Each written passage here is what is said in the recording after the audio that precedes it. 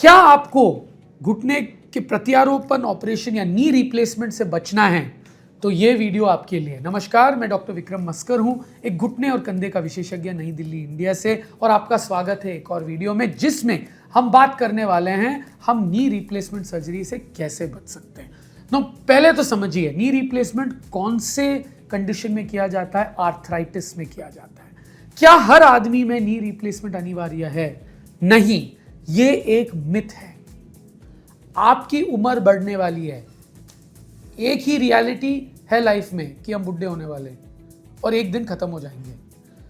बुढ़ा होना कोई बुरी चीज नहीं है, एजिंग कोई बुरी चीज नहीं है, सबको गुजरना पड़ेगा। हमारा बॉडी भी एक मशीन है, मशीन को यूज करोगे तो वेयर एंड टेयर होगा, तो घुटने पे भी वेयर एंड टेयर होती है। अगर बस एक्सरे के बेसिस पे हम सब की घुटने बदलना शुरू कर दे तो कोई भी सेटिस्फाइड नहीं होगा। तो याद रखिएगा, घुटना के प्रत्यारोपण ऑपरेशन किस में किया जाता है? जिनमें दर्द हो रहा हो। सबसे इंपॉर्टेंट चीज है घुटने में दर्द हो रहा हो, जिनकी मोबिलिटी मतलब एक्टिविटी जो है ये कम हो गया है, जिनमें सूजन रिपीटेडली हो रहा है, दर्द रिपीटेडली हो रहा है, और जिनकी एक्टिविटी लेवल ऐसी है कि उनकी प्रेजेंट कंडीशन फिजियो एक्सेट्रा से सही नहीं हो रही और दर्द जो है वो रह रहा है, तो उनमें ये ऑपरेशन जो है उनकी जिंदगी बदल सकता है।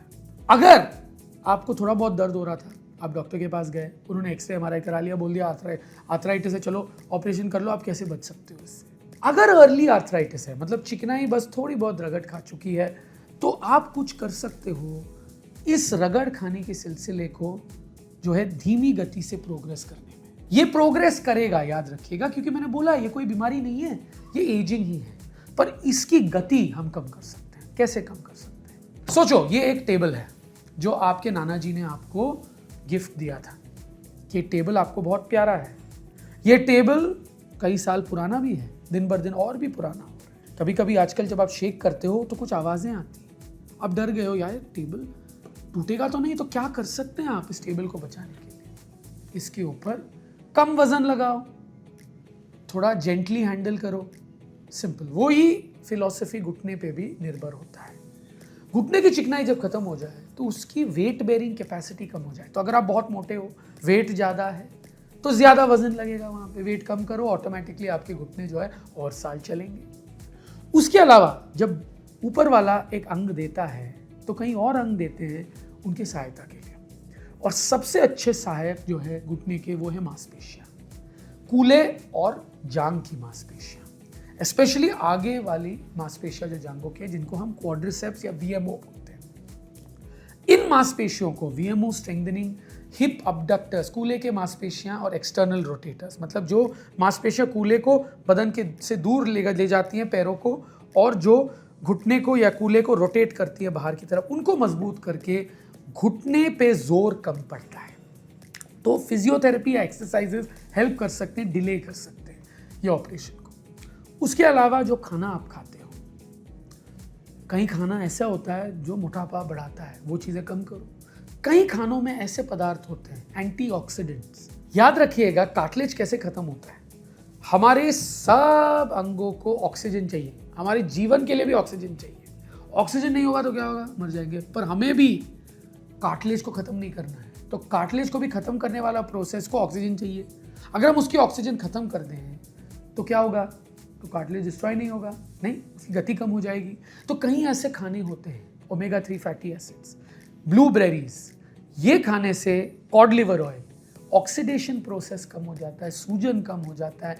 इनमें एंटी इन्फ्लेमेटरी प्रॉपर्टीज भी होती हैं जिनसे कार्टिलेज खत्म हो जाए, चिकनाई खत्म होने की गति कम हो सकती है।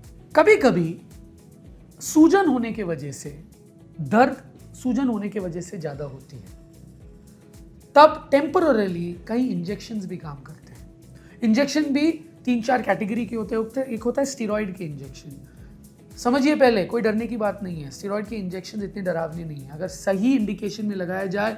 ये एक इंजेक्शन है जिसमें सबसे ज़्यादा एविडेंस है कि ये काम करते हैं। स्टेरॉइड कैसे काम करता है? सूजन को कम करता है। लुब्रिकेंट की मात्रा बढ़ती कैसी है? सूजन की वजह से। अगर हम उससे डायरेक्टली कम करें तो सूजन कम हो सकती है। कई दवाइयाँ भी मिलती हैं, नॉट स्टेरॉइड दवाई, स्टेरॉइड दवाई कभी मत खाइएगा, इंजेक्शन हो सकता है, पर कहीं ऐसे सूजन कम करने वाली दवाइयाँ होती है जो आप खा सकते हैं जो सूजन कम कर सकते हैं। उसके अलावा आइस पैक्स लगाना, मांसपेशियों में गर्म पानी की सिकाई करना। बाकी इंजेक्शंस क्या होते हैं, हाइल्यूरोनिक एसिड जो ल्यूब्रिकेशन वाले इंजेक्शंस होते हैं, कई लोग पीआरपी भी लगाते हैं, वो भी सूजन कम करने वाली इंजेक्शन होती है। और आजकल अर्ली आर्थराइटिस के लिए स्टेम सेल इंजेक्शंस भी आ गए हैं। स्टेम सेल इंजेक्शंस ये क्या कहते हैं ये लैब वाले, कि स्टेम सेल इंजेक्शंस जो है कार्टिलेज को एक दिशा देती हैं कार्टिलेज बनने के लिए। ये बहुत अर्ली आर्थराइटिस में एक्सपेरिमेंटल स्टेज में है, यूज़ कर सकते हैं। बेसिकली क्या होता है, देखिए आपका बदन जो है सेल से बना हुआ है। सेल्स सोचिए एक बच्चे की तरह है जो स्कूल में एंटर होता है। वो बच्चे को पता नहीं है कि मैं डॉक्टर बनूंगा, लॉयर बनूंगा, क्या बनूंगा। आपके बदन के सारे सेल्स उसी एक पूल से शुरू होते हैं।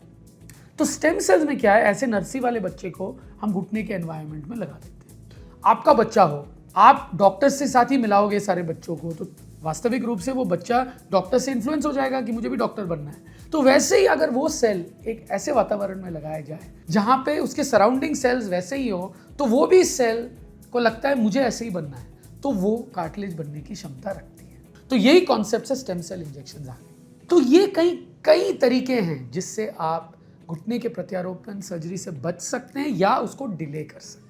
मुझे उम्मीद है इस वीडियो से आपको काफ़ी जानकारी मिली है। अगर आपको मेरा वीडियो पसंद आए, please like and subscribe to my channel and please follow me on Instagram. For those who like English content, we have an English channel. Please like, subscribe and follow it. Thank you.